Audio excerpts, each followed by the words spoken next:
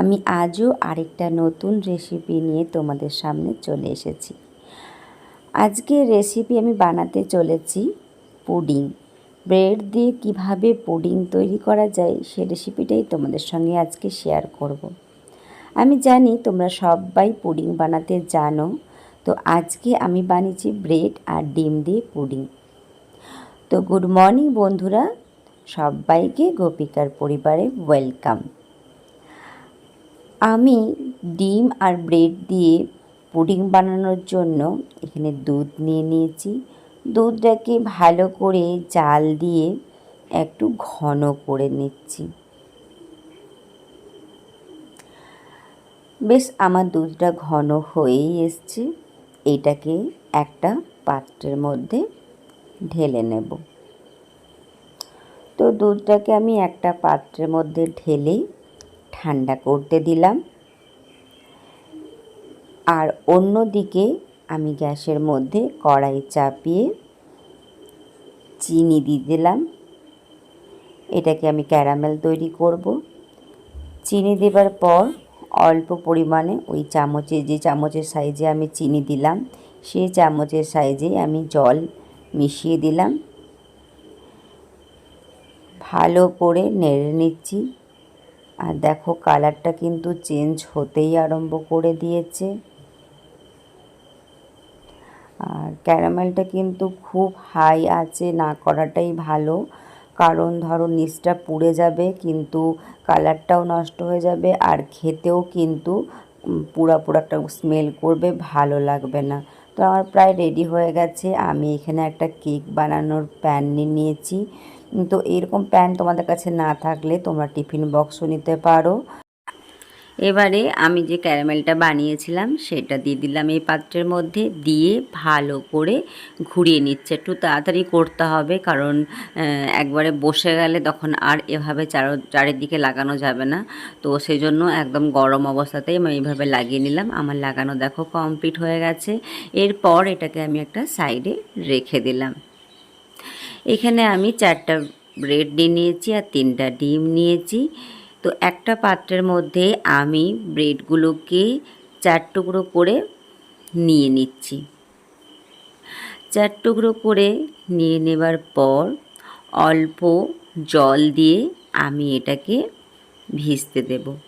তোমরা চাইলে কিন্তু দুধ দিয়েও ভিজিয়ে রাখতে পারো। আমি এখানে অল্প পরিমাণে জল দিয়ে ভিজিয়ে রাখলাম।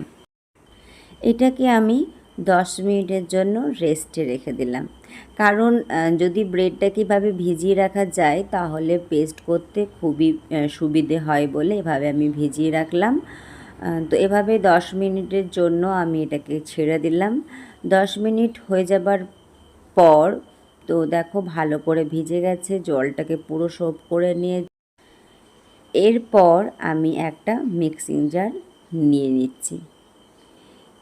যে ব্রেডটাকে আমি ভেজে রেখেছিলাম ভালো করে জলটাকে চিপে বার করে নিয়ে আমি ব্রেডটাকে আমি জারের মধ্যে দিয়ে দিচ্ছি।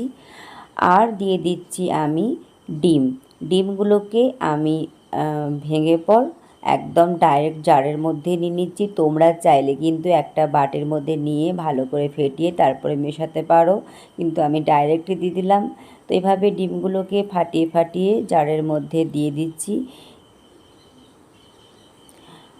জারের মধ্যে দিয়ে দেবার পর আমি এর মধ্যে মিশিয়ে দিচ্ছি চিনি। মিষ্টিটা সম্পূর্ণ তোমাদের উপর নির্ভর করবে, তোমরা কতটা মিষ্টি খেতে পছন্দ করো। আর আমাদের বাড়িতে খুব একটা বেশি মিষ্টি পছন্দ করে না বলে আমি কম মিষ্টি দিলাম। আর মিশিয়ে দিচ্ছি দুধ। এখানে আমি প্রায় 1 কাপের মতো, চায়ের কাপে 1 কাপের মতো দুধ মিশিয়ে নিলাম। দুধ মিশিয়ে নেবার পর আমি এর মধ্যে ভালো করে ঢাকনা লাগিয়ে এটাকে একটা মিহি পেস্ট তৈরি করে নেব। তো আমি এটার একটা মিহি পেস্ট তৈরি করে নিলাম। এরপর এর মধ্যে মিশিয়ে দেব ভ্যানিলা এসেন্স। ডিমের যে একটা এক্সট্রা গন্ধ সেটা যেন না করে। তো এখানে আমি 1 চামচের মতো মিশিয়ে নিয়েছি, এবং যে পাত্রের মধ্যে আমি ক্যারামেলটা সেট হতে দিয়েছিলাম সেই পাত্রের মধ্যে ক্যারামেলটা সেট হয়ে গেছে। এবং ওই পাত্রের মধ্যে একটা ছাঁকনি নিয়ে আমি যে লিকুইডটা বানিয়েছিলাম সেই লিকুইডটা এর মধ্যে দিয়ে দিচ্ছি। আর এটাকে যেহেতু স্মুথ বানাতে হবে, তো সেজন্য ছাঁকনির সাহায্য নিয়েছি।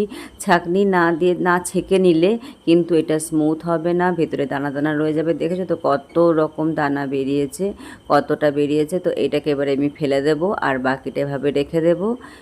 তো আমার কিন্তু এটা গ্যাসের চুলায় বসানোর জন্য রেডি হয়ে গেছে। এরপর আমি এর উপরে লাগিয়ে দিচ্ছি একটা ফয়েল পেপার।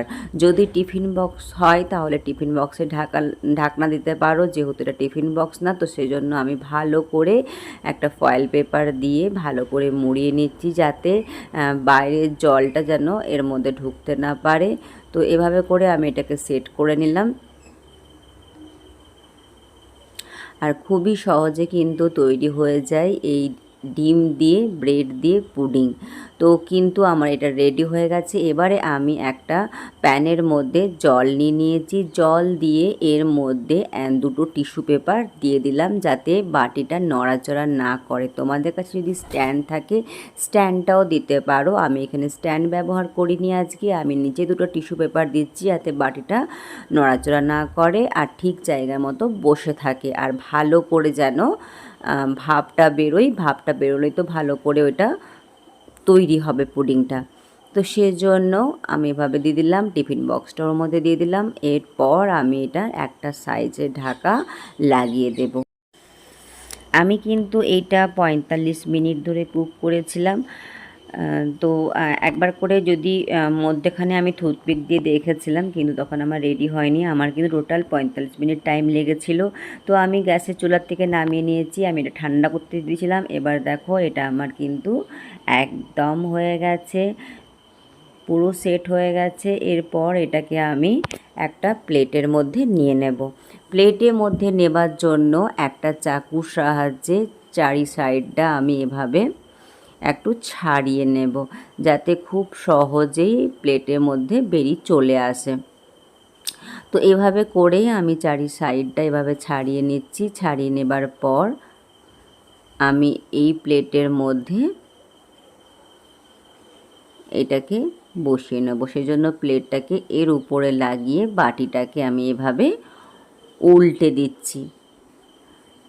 আর একটু উপর থেকে চাপ দিলেই কিন্তু বেরিয়ে আসবে।